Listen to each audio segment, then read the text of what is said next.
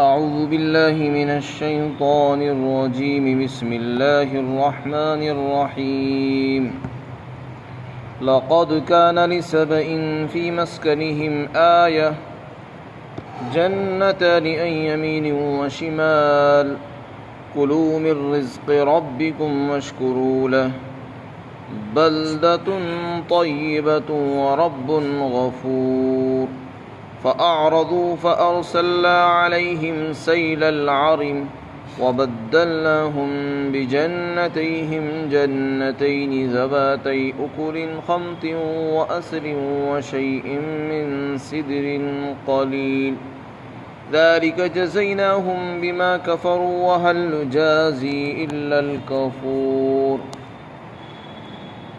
وجعلنا بينهم وبين القرى التي باركنا فيها قرى ظاهرة وقدرنا فيها السير سيروا فيها ليالي وأياما آمنين فقالوا ربنا باعد بين أسفارنا وظلموا أنفسهم فجعلناهم أحاديث ومزقناهم كل ممزق إن في ذلك لآيات لكل صبار شكور ولقد صدق عليهم إبليس ظنه فاتبعوه إلا فريقا من المؤمنين وما كان له عليهم من سلطان إلا لنعلم من يؤمن بالآخرة ممن هو منها في شك وربك على كل شيء حفيظ.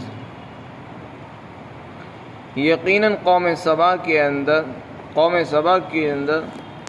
سبا کے لیے ان کے مکانات کے اندر ایک نشانی ہے.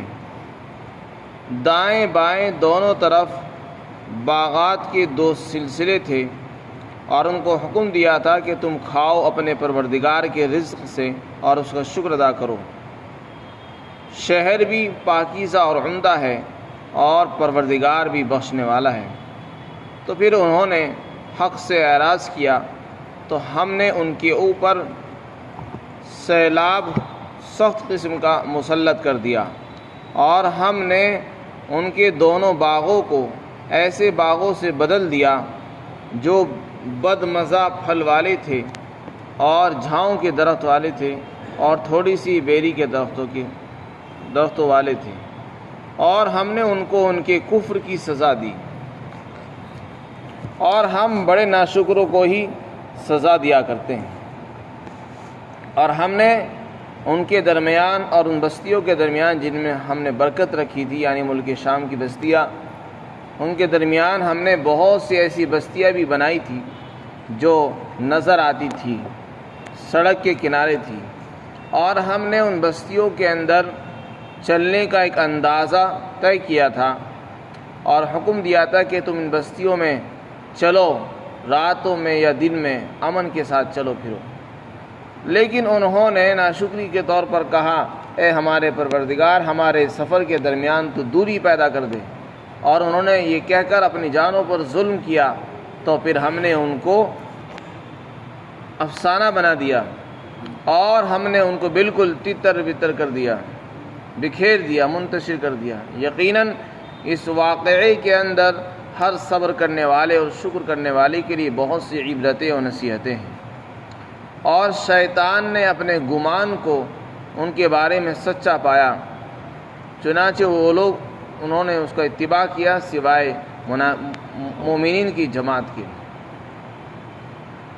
اور شیطان کا ان پر کوئی تسلط نہیں تھا سوائے اس کے تاکہ ہم اس بات کو جان لیں ظاہری طور پر بھی کہ آخرت پر ایمان لانے والا ان میں سے کون ہے اور آخرت کے بارے میں شک کرنے والا کون ہے. اور آپ کا پروردگار ہر چیز پر نگراں ہے، محافظ ہے. اللہ تعالیٰ نے یہاں پر قوم سبا کا ذکر فرمایا ہے. اللہ تعالیٰ کا دستور یہ ہے کہ جب کوئی قوم ناشکری کرتی ہے تو اللہ تعالیٰ ان سے نعمتیں چھین لیتا ہے. یمن کے علاقے کے اندر ایک قوم رہتی تھی، اس کو سبا کہتے ہیں، اور ایک بہت قدیم قوم رہی ہے. یعرب بن قحطان کی اولاد سے ان کے اجداد میں کسی کا نام سبا تھا، انہی کے نام پر ان کا نام پڑا، سبا کہلاتے ہیں. ملکہ سبا جن کا سلیمان علیہ السلام کے واقعے کے اندر سورہ نمل میں ذکر آیا، وہ بھی اسی قوم سے تعلق رکھتی تھی، اور یہ بھی یمن کے علاقے میں معارب کے اندر رہتے تھے۔ اللہ تعالیٰ نے ان کو بے شمار نعمتیں اور نعمتوں سے نوازا تھا۔ اللہ تعالیٰ نے ان کی زمین کو بھی زرخیز بنایا تھا، جس میں جو چیز یہ بونا چاہتے اس میں اگاتی تھی، اور اللہ تعالیٰ نے ان کو ایسے باغات عطا فرمائے تھے جو سڑک کے دونوں کنارے تھے اور لمبائی کے اندر چلے گئے تھے، یعنی تسلسل کے ساتھ دونوں طرف لبے سڑک دونوں طرف باغات تھے، ادھر بھی باغ تھا ادھر بھی باغ تھا، اور باغات کا تسلسل تھا، اس میں اللہ نے بے شمار پھلدار درخت پیدا فرمائے تھے، اور پانی کے لیے اللہ نے ان کو ڈیم عطا فرمائے تھے۔ ان کے پاس پانی کے بڑے بڑے بند اور ڈیم تھے، تو اس پانی سے ہی اپنے باغوں کو سیراب کیا کرتے تھے، پانی سے سینچائی کرتے تھے۔ اللہ نے ان لوگوں کی رہبری اور رہنمائی کے لیے 13 انبیاء علیہم السلام کو مبعوث فرمایا۔ ان کی 13 بستیاں تھیں، ان کے اندر 13 انبیاء کو مبعوث فرمایا، یکے بعد دیگرے، اور ان کو حکم دیا گیا کہ تم اللہ کا شکر ادا کرو، اللہ کی نعمتیں کھاؤ، اللہ نے تمہیں بہت سی نعمتیں عطا فرمائی، اس میں سے استعمال کرو، ان کو کھاؤ اور شکر ادا کرو، بس یہ حکم تھا۔ اللہ کا شکر یہ ہے کہ اس کو رب مانو، اس کی عبادت کرو اور شکر ادا کرتے رہو، اور کھاؤ پیو، کھانے پینے سے نہیں روکا گیا۔ اور یہ بھی کہا گیا تھا کہ دیکھو اگر کبھی کوئی گناہ ہو جائے، انسان ہے، انسان سے غلطی ہو جاتی ہے، قصور ہو جاتا ہے، تو اللہ رب ذوالجلال غفور ہے، رحیم ہے، مغفرت کرنے والا ہے، تو اس سے معافی بھی مانگ لو، اللہ معاف بھی فرما دے گا۔ فرمایا تھا، یہ بھی کہا تھا کہ بلدۃ طیبۃ ورب غفور، تمہارا شہر بڑا عمدہ ہے، ہر چیز کی سہولت وہاں پر ہے، پھل بھی ہیں، سبزیاں بھی ہیں، ہریالی بھی ہے، ہوا بھی بڑی اچھی ہے، موسم بھی بہت صاف تھا، یعنی کسی بھی قسم کی گندگی وہاں نہیں تھی، ہر چیز ہر قسم کی برائی سے وہ پاک تھا۔ ایسا عمدہ شہر اللہ نے ان کو عطا فرمایا تھا، باغات ہی باغات تھے، ہریالی ہی ہریالی تھی، اور جس علاقے میں سبزہ ہو، ہریالی ہو، باغات ہو، اس کی کیا ٹھکانا، لوگ ایسی جگہ رہنے کو پسند کرتے ہیں، لیکن ان لوگوں نے اس شہر کی ناقدری کی۔ ان کو کہا گیا تھا کہ اللہ کی نعمتیں کھاؤ اور شکر ادا کرو، اور گناہ ہو جائے تو مغفرت مانگو، اللہ سے توبہ کرو، لیکن انہوں نے انبیاء علیہ السلام کی دعوت کو ٹھکرایا، اللہ کا انکار کیا، بت پرستی میں مبتلا ہو گئے اور عیاشی میں پڑ گئے۔ اس لیے کہ جب انسان کے پاس مال اور دولت کی فراوانی ہوتی ہے تو شیطان اور مال و دولت اس کو غلط راستے پر ڈال دیتے، تو یہ اپنے رب کو بھول گئے اور مال میں لگ گئے۔ اللہ تعالیٰ نے پھر ان کی نعمتوں کو ہی ان کے لیے عذاب بنا دیا۔ اس میں اشارہ اس طرف ہے کہ آدمی اللہ کی دی ہوئے نعمتوں کو یہ نہ سمجھے کہ بس یہ ہمیشہ میرے پاس ہی رہیں گی، جب چاہے گا اللہ ان کو چھین بھی سکتا ہے، جب چاہے گا ان کو عذاب بھی بنا سکتا ہے۔ اللہ نے ان کو پانی کے ڈیم عطا فرمائے تھے، پانی کے بڑے بڑے بند ان کے پاس تھے، بہت پانی کا ذخیرہ ان کے پاس جمع تھا۔ جب انہوں نے ناشکری کی تو اللہ نے ان بندوں کو توڑ دیا، پانی کے بند ٹوٹے، ان پانی کے بندوں سے ایسا سیلاب آیا، زبردست اور سخت ترین سیلاب آیا کہ پورے شہر کے شہر ان کے اجڑ گئے، باغات تباہ ہو گئے، بستیاں برباد ہو گئی، اور یہ خود ویران ہو گئے، اجاڑ ہو گئے، سارے باغات کو اللہ نے ختم کر دیا۔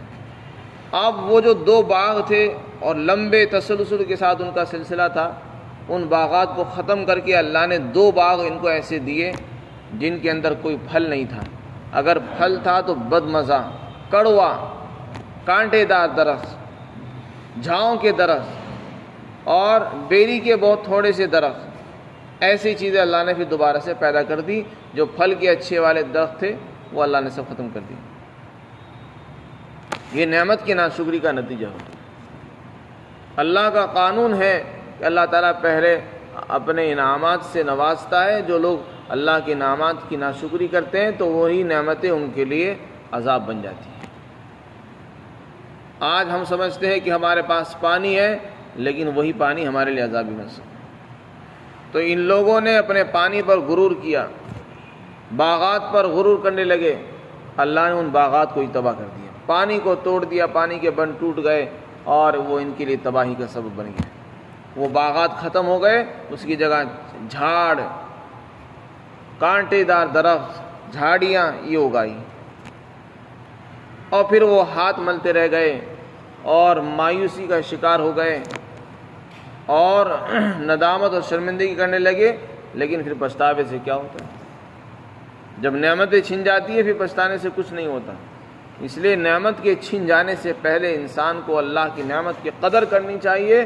جب نعمت چھن جاتی ہے پھر پچھتانے سے کچھ نہیں ہوتا۔ اس لیے ہر انسان کو اللہ نے نعمت دی ہے، کوئی انسان اللہ کی نعمت سے خالی نہیں ہے، کوئی قوم اللہ کی دی ہوئی انعامات سے خالی نہیں ہے۔ ہر شخص کو اپنے انعامات پر شکر کرنا چاہیے، ایسا نہ ہو کہ وہ نعمت چھین لی جائے اور پھر آدمی ندامت و شرمندگی کا مظاہرہ کرے۔ تو ان کو اللہ نے پھر 2 باغ ایسے عطا فرمائے جن کے اندر جھاڑ تھے، کانٹے تھے اور بد مزہ بے مزہ پھل تھے۔ یہ اس کا نتیجہ ہوا۔ آگے اللہ تعالیٰ نے قرآن میں فرمایا کہ ہم نے جو ان کو سزا دی ہے یہ ان کی ناشکری کی سزا دی۔ آج بھی دنیا میں زلزلے آ رہے ہیں، تباہی آ رہی ہے، سیلاب آ رہا ہے، کہیں پانی کا سیلاب، کہیں زلزلے۔ یہ کیوں آتے ہیں؟ جب اللہ نعمتیں دیتا ہے، خوشحالی دیتا ہے، تو لوگ خوشحالی میں خوشحالی دینے والے کو بھول جاتے ہیں، خوشحالی میں ہی مست ہو جاتے ہیں اور یہ سمجھتے ہیں بس ہم تو ہمیشہ اسی طرح مزے کرتے رہیں گے۔ انہیں معلوم نہیں کہ یہ خوشحالی دینے والا رب زندہ ہے، وہ جب چاہے گا اس خوشحالی کو ہمارے لیے تباہی بنا دے گا۔ فرمایا ہم نے ان کو جو سزا دی ہے ان کی ناشکری کی سزا ہے، اور فرمایا جو ناشکرے ہوتے ہیں ہم انہی کو سزا دیا کرتے ہیں، کسی اور کو سزا نہیں دیتے۔ اس میں اللہ نے اپنے سنت کو بیان کر دیا۔ جو ناشکری کریں گے ہمارا قانون ہے ہم نعمتیں چھین لیں گے اور ان کو عذاب دیں گے۔ اس سے پہلے بھی اللہ نے قرآن میں بہت سے قوموں کے حالات اور واقعات ذکر کیے کہ اللہ نے ان کو نعمتیں عطا فرمائی، پھل عطا فرمائے، باغات دیے، لیکن جب وہ ناشکری پر اتر آئے تو پھر اللہ نے ان سے ساری چیزیں چھین لی۔ ہر انسان کو اللہ نے بہت سی نعمتیں عطا فرمائی۔ انسان کے پاس آنکھ، دل، دماغ، زبان، یہ بھی اللہ کی نعمتیں ہیں۔ انسان کے جسم کے اندر اللہ نے بہت سی صلاحیتیں ودیعت فرمائی ہیں، وہ بھی اللہ کی نعمتیں ہیں۔ اس لیے ہر انسان کو نعمتوں کا شکر کرتے رہنا چاہیے تاکہ نعمتیں بچیں اور بڑھیں۔ پھر آگے اللہ تعالیٰ نے فرمایا کہ ان پر ہم نے صرف ایک ہی انعام نہیں کیا تھا، ان کو بہت سارے انعامات سے نوازا تھا۔ ایک تو انعام یہی تھا کہ ان کی جو بستیاں تھیں وہ سرسبز و شاداب تھی، زرخیز زمینیں تھیں، پانی کی فراوانی تھی اور پھلدار درخت تھے، آب و ہوا بہت صاف ستھری تھی، انتہائی خوبصورت منظر تھا۔ فرمایا بلدۃ طیبہ، قرآن نے کہا بہت ہی پاکیزہ شہر تھا اور رب مغفرت کرنے والا تھا۔ اس انعام کے ساتھ ساتھ اللہ نے دوسری دولت ان کو یہ عطا فرمائی تھی کہ یہ لوگ یمن سے جب ملک شام جاتے تھے، یمن کا علاقہ الگ ہے، ملک شام دور ہے، یمن سے تجارت کرتے تھے، یہاں سے مال ادھر لے جاتے اور وہاں کا مال یہاں لا کر بیچتے تھے۔ تو یمن سے ملک شام اور شام سے یمن کا سفر مشہور ہے، قریش کے لوگ بھی کرتے تھے اور یہ بھی کرتے تھے۔ رحلت الشتاء والصیف کے اندر اس کا بیان ہے۔ تو یہ لوگ جب یمن سے وہاں جاتے تھے جہاں پر اللہ نے برکتیں عطا فرمائی ہیں، اس بستی کو اللہ نے فرمایا برکت والی بستی۔ ملک شام کا علاقہ وہ برکتوں والا علاقہ ہے، وہاں اللہ نے بہت سے نبی بھیجے ہیں، بڑی برکتیں رکھی ہیں، وہاں بھی اللہ نے ہریالی رکھی ہے، وہاں بھی زیتون کے درخت ہیں، وہاں بھی کھجور کے باغات ہیں، وہاں بھی بہت سی نعمتیں ہیں اللہ نے رکھی ہیں۔ ان بستیوں کو اللہ نے برکت والی بستیاں فرمایا۔ تو فرمایا اتنے لمبے سفر میں جو ہزاروں کلومیٹر پر مشتمل ہے، اس پورے سفر کے درمیان اللہ نے بہت سی چھوٹی چھوٹی بستیاں بنائی تھیں جو لبے سڑک واقع تھی، سڑک کے کنارے ہی پڑتی تھی، اور تھوڑے تھوڑے فاصلے پر بستی آتی تھی۔ ایک گاؤں آ گیا، پھر اس کے بعد تھوڑی دور کے بعد دوسرا گاؤں آتا، پھر تیسرا گاؤں آتا، یعنی اس طریقے سے بسا دیا تھا کہ اگر کوئی آدمی سفر کرنا چاہتا، دن میں ہو یا رات میں ہو، کسی بھی وقت اسے نہ چوروں کا خطرہ تھا نہ ڈاکوؤں کا خطرہ تھا۔ اگر کسی کو بھوک پیاس لگتی تو وہ کسی بھی بستی میں رکنا چاہتا، رک کر اپنی ضرورت پوری کر سکتا تھا۔ اس طریقے سے اللہ نے بستیوں کو بسایا تھا۔ جیسے آج کے زمانے میں لوگ ہوٹل بنا دیتے ہیں، ریسٹورنٹ بنا دیتے ہیں، گیسٹ ہاؤس بنا دیتے ہیں کہ مسافر راستے میں رک جاتے ہیں، ڈھابا بنا دیتے ہیں اور وہاں لوگ اپنا ضرورتیں پوری کرتے ہیں، کھانا کھا لیتے ہیں یا آرام کر لیتے ہیں۔ اس طریقے سے اللہ نے یمن سے لے کر ملک شام تک پورے روڈ اور راستے پر بہت سے چھوٹے چھوٹے گاؤں بنائے تھے، اور ایسی ترتیب سے بنائے تھے کہ دونوں کے درمیان توازن قائم کیا تھا۔ مفسرین نے لکھا ہے توازن ایسا برقرار کیا تھا کہ اگر ایک گاؤں سے آدمی صبح کو چلتا تو دوپہر تک دوسرے گاؤں میں پہنچ جاتا تھا، اور دوپہر میں کوئی ضرورت کھانے کی ہوتی، پینے کی ہوتی، نماز کی ضرورت ہوتی تو وہاں پوری کر لیتا۔ اس کے بعد ظہر کے بعد اگر ایک گاؤں سے نکلتا تو غروب آفتاب تک دوسرے گاؤں میں، تیسرے گاؤں میں پہنچ جایا کرتا تھا۔ بعض مفسرین نے اس کے توازن کی تفسیر کرتے ہوئے فرمایا کہ ہر گاؤں کے درمیان، ہر دو گاؤں کے بیچ میں 1 میل کا فاصلہ تھا۔ ایک گاؤں سے جب چلتا تو دوسرے گاؤں میں پہنچنے میں بس 1 میل لگتا تھا، پھر دوسری بستی آ جاتی۔ وہ اس بستی کو پار کرنے کے بعد دوسرے ایک میل گزرنے کے بعد تیسری بستی سے شروع ہو جاتی تھی۔ غرض یہ کہ راستہ چلتے ہوئے انسان کو وحشت محسوس نہیں ہوتی تھی، گھبراہٹ نہیں ہوتی تھی کہ یہاں جنگلی جانور ہیں، جنات ہیں یا چور ڈاکو بیٹھے ہوں گے۔ کسی قسم کا کوئی خطرہ نہیں تھا، کیونکہ ایک بستی گزرتی فوراً دوسری بستی آ جاتی، دوسری گزرتی تو تیسری بستی آ جاتی، تو بڑے اطمینان سکون کے ساتھ سفر پورا ہو جاتا تھا۔ یہ بھی بڑی نعمت ہوتی ہے۔ اگر پورا ہی راستہ جنگلات کا ہو، خطرات سے بھرا ہوا ہو، چور ڈاکوؤں کا ہو، انسان کے لیے سفر مشکل ہو جاتا ہے۔ ہر وقت خطرہ لگا رہتا ہے کہ مجھے کوئی مار نہ دے، سامان نہ لوٹ لے، میرے پر کوئی حملہ نہ کر دے، لیکن اللہ نے ان کو اس آفت سے بچایا تھا۔ اس انعام کو اللہ ذکر فرماتے ہیں وَجَعَلْنَا بَيْنَهُمْ وَبَيْنَ الْقُرَى الَّتِي بَارَكْنَا فِيهَا قُرًى ظَاهِرًا، چھوٹی چھوٹی بستیاں بنائی تھی، اور ہر بستی کے اندر چلنے کی ایک مقدار متعین کی تھی، یعنی زیادہ لمبے دور فاصلے پر نہیں تھا، بلکہ ہر ایک کا فاصلہ تھوڑا تھوڑا رکھا تھا۔ فرمایا رات میں ہو دن میں ہو، امن کے ساتھ چلتے رہو، محفوظ رہو گے۔ لیکن ان کمبختوں نے ان نعمتوں کی بھی ناقدری کی، اپنے لیے بد دعا کر بیٹھے۔ جب انسان کو سب کچھ اس کے گھر میں مل جاتا ہے تو وہ یہ سمجھنے لگتا ہے کہ مجھے تو باہر جانے کا موقع ہی نہیں مل پا رہا، یہ پتہ نہیں کیا مصیبت ہے کہ بس پورے دن گھر میں ہی رہو۔ وہ یہ نہیں سوچ رہا کہ سب کچھ جب اللہ نے گھر میں دے دیا ہے تو باہر جانے کی ضرورت کیا ہے۔ انسان بڑا ناشکر ہے، وہ سمجھتا ہے کہ مجھے باہر نکلنے ہی نہیں دے رہے، یہ نہیں سمجھ رہا کہ جب اللہ ساری ضرورتیں یہیں پوری کر رہا ہے تو ضرورت کیا ہے باہر جانے کی۔ وہ کہتے نہیں مجھے باہر بھی جانا چاہیے تاکہ باہر کی دنیا دیکھوں، گھوموں پھروں۔ انہوں نے بھی اسی طرح کی بد دعا کر دی، کہنے لگے کہ اللہ یہ تو بستیاں بالکل قریب قریب ہیں، سفر کا مزہ تو جب ہے جبکہ دور لمبے لمبے سفر ہم کریں اور دور دراز جائیں، وہاں سے سامان لائیں۔